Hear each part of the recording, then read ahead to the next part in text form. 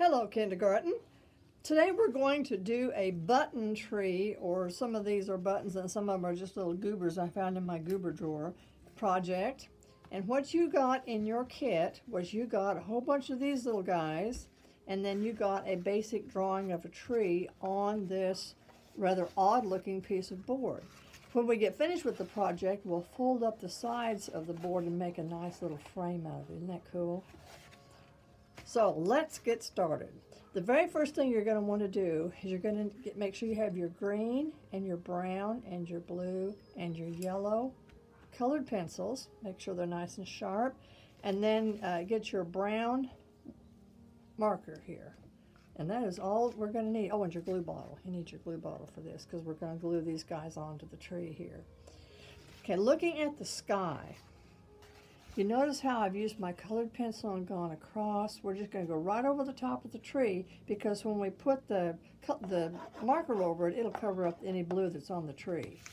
So we're going to start with it kind of dark up here and then get lighter. We call this a gradiated sky here. And when we get down to almost the ground level, it's just almost white there. If you look across, if you're standing up high and you look across on a sunny day, you'll notice that usually the atmosphere gets a little lighter in color as it gets closer to the earth because you're looking through more air here than you are up here. Okay, science lesson aside, let's go ahead and start with my markers. Keep wanting to get in the middle of the action here. So taking your colored pencil, I'm going to use very light strokes. If you were in the classroom, I would touch your finger and tell you just a feather touch. We're going to go back and forth like this. Now make sure you don't get the windshield washer concept going here. Make sure that your strokes, moving your whole arm, are straight back and forth. Because, excuse me, because that's the way that God made our air. This is the way He put our atmosphere on our earth, is in a horizontal fashion. So go clear off the edges of your paper. I'm going to go all the way down here. Now, if I get ahead of you, remember these videos are designed that you can just pause them and finish whatever step you're doing and then go again. And when we get down to here, I'm not going to have a whole lot of color. Going back at the top, make this a little bit darker. I'm not pushing any harder with my pencil. I'm just going over it, kind of doing a little glaze thing. You ever had a glazed donut? Remember we were talking about glazing with our watercolor painting. Using the same technique here, but we want to leave little spots of white because that kind of gives us a hint of some little clouds in the background. We call that interesting areas of negative space. Scribbling back and forth. There's nothing real precise about this. Just make sure that your strokes are flat and not curved like that. I think I'm about done with this step. Okay, very good. Okay, the next thing, get your brown marker, and we're going to color the tree. Now, once again, we're not going to color, you know how I'm always trying to encourage you guys to color really intense? This project, we don't want to do that. See how I colored this kind of rough? Doesn't that look kind of like bark? Because if it was all a solid brown, it wouldn't have those nice highlights and shadows. And I'm going to show you how to put some shadows on your tree so you can actually see which direction the light's coming from. Okay, can you see how I'm a little darker here? So, and a little bit lighter here. So the light is coming from this way. And if you look outside and when the sun's shining on a tree or on anything, the side that the sun is hitting first is usually lighter in color, and then it gradually gets darker, and that also shows the roundness of the tree or the branch. So I'm going to show you how to do that.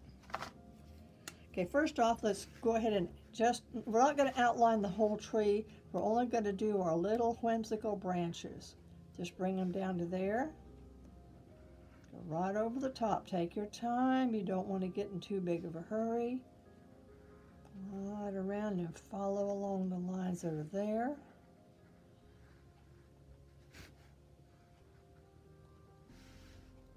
And you can always pause this video if I get ahead of you.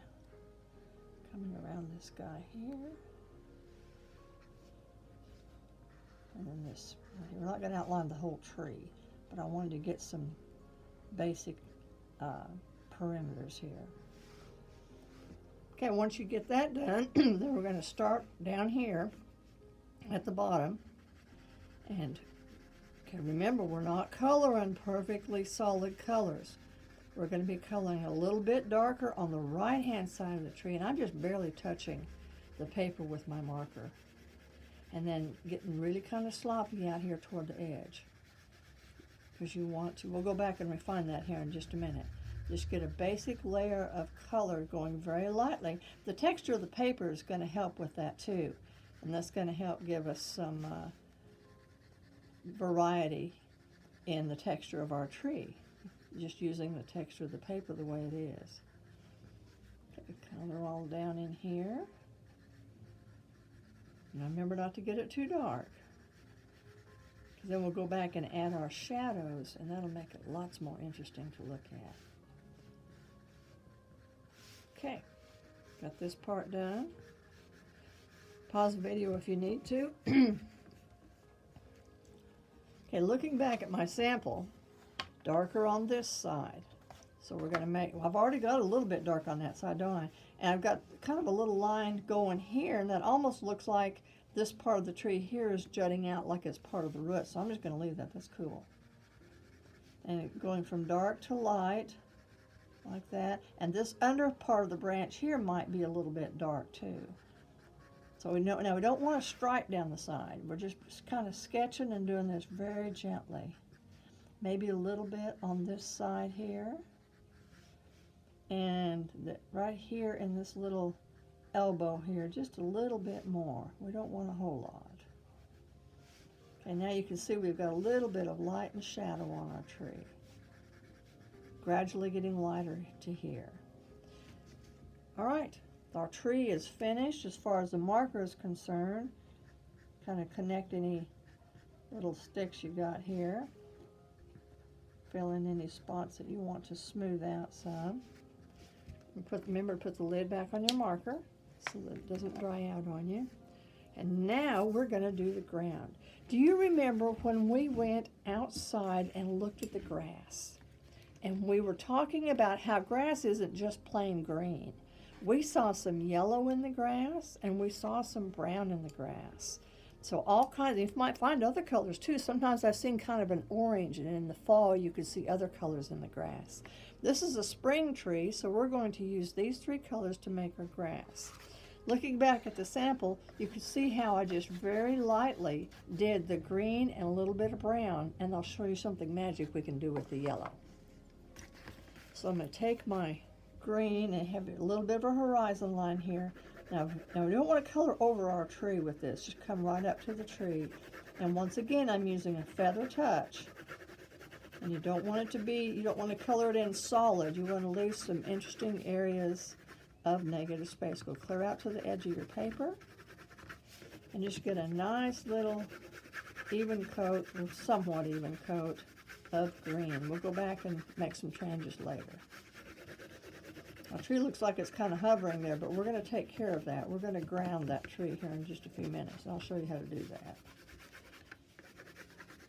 Art always goes through a stage where it looks kind of weird when you're only partially done with it, and then it all comes together almost every time.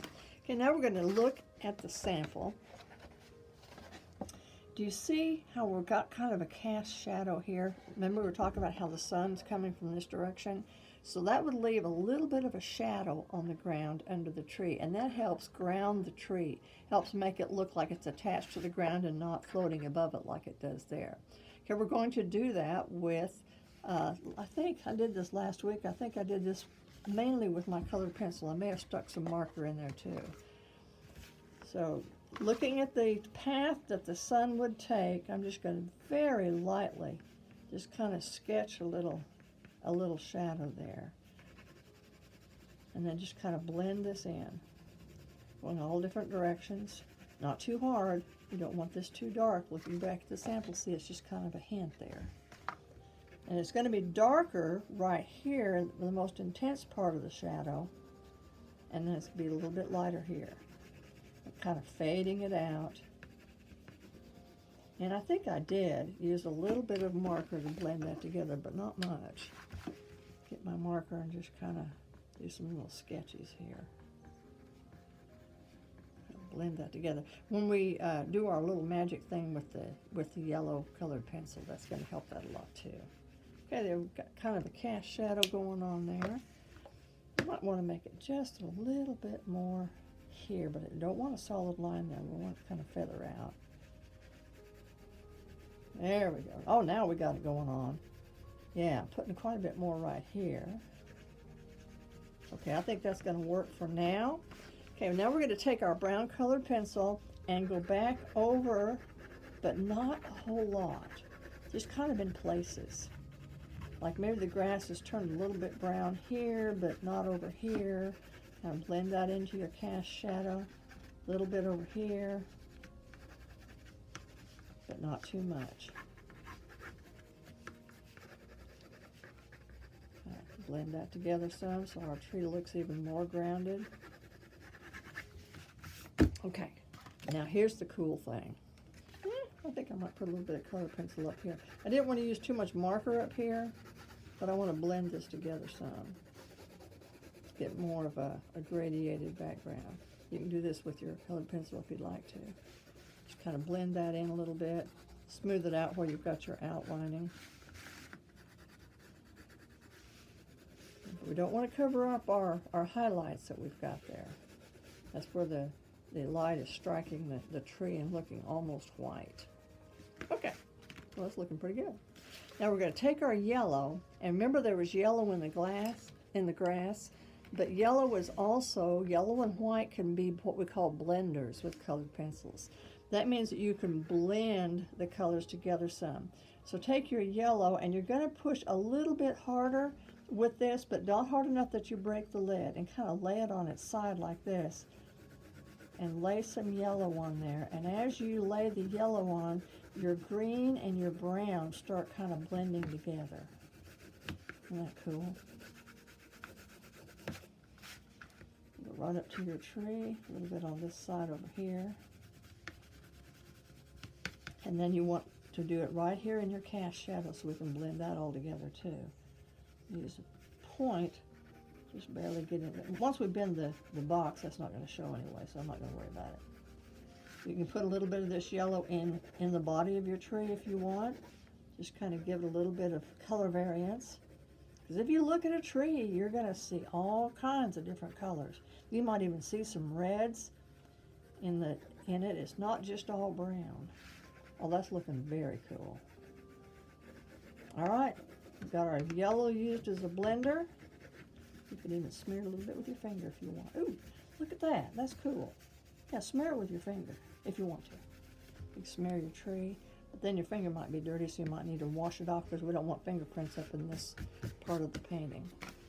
We are finished drawing our tree, finished with our background, finished with our foreground, the tree. We've got it rooted down here with a little bit of a cast shadow. Now we get to do the fun part. Okay, get out all your little goobers that I had in your bag. Well, there's actually a bead there. I don't think I had any beads in any of yours. And pick out the colors you like the most, because we're going to put one bead on each of these little one button on each one of these little curlicues. So we've got what, 1, 2, 3, 4, 5, 6, 7, 8, 9. A nice uneven organic number. 1, 2, 3, 4, 5, 6, 7. I guess when I do this one, you may have either 7 or 9. I can't remember. Each one of them is going to be a little bit different. So pick out the colors you like, and I always go for variety. So I'm kind of digging this blue. Kind of lay them around here. I like blue and purple together, so I want to put them close to each other. And here's red. Oh, and here's this white one. That'll show up really nice. Orange. And a dark blue. And let's see, what have I got left here? Oh, I've got a pink one. I think I'll put that pink one there. There we go. When you are happy with the way, I gave you more buttons than you're going to need so you can have a choice and pick out what you want. I may swap out, I really am liking this purple. I may swap out this orange one for this other purple one. Yeah, I like that. Okay, you're going to take your glue bottle, open it, and then on a scrap piece of paper or something, test it and make sure that it's it's going to flow for you. Ah, there we go, that's perfect. If not, you may need, you know how these things get kind of clogged up, you may need to have your parents help you get it unclogged. Now, we've used a glue bottle in class quite a bit, so you really know what you're doing on that. If you're right-handed, you'll want to start on the left, upper left-hand side and work this way. So, because if I glued this one down and then I started working over here, I might bump this with my hand and mess it up.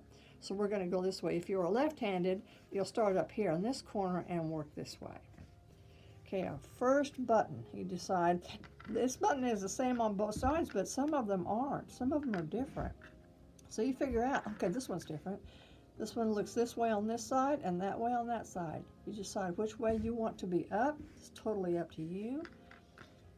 And just put a blob of glue, not too big, but enough that it's going to hold it in place. And remember, this glue dries pretty clear.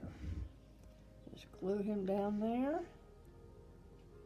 And removing from the upper left to the lower right. I almost have too much glue on that one.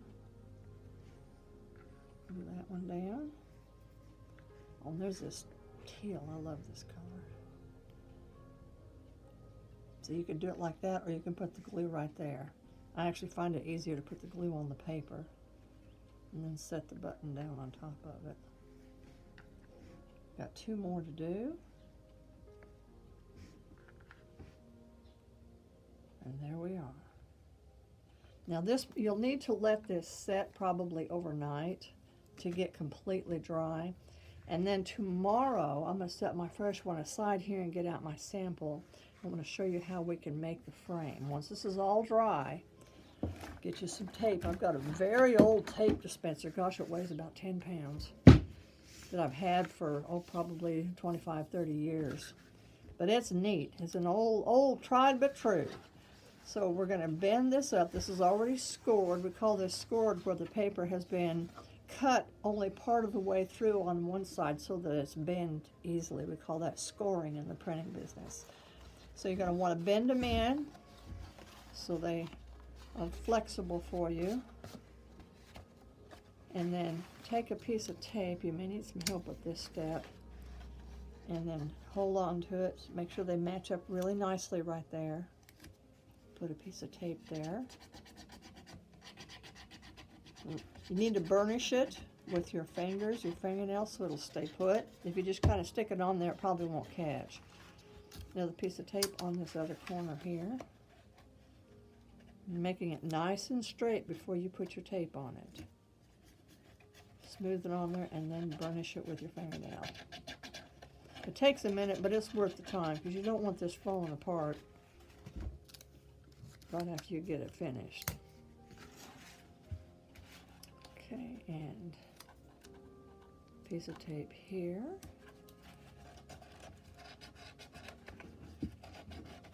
And we got one more piece of tape.